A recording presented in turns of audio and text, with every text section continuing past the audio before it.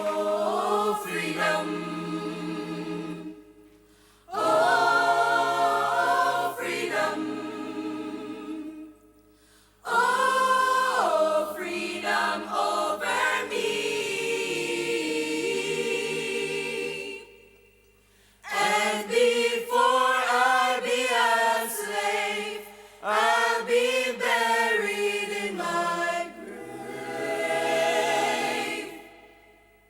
and go home to my Lord and live. While we are not enslaved by the physical shackles, we are not mentally free. We bow down to low self-esteem, crumble under the perceptions that others have of us, and succumb to the cruel possibilities for us. But I must say, emancipate yourselves. Together we can survive.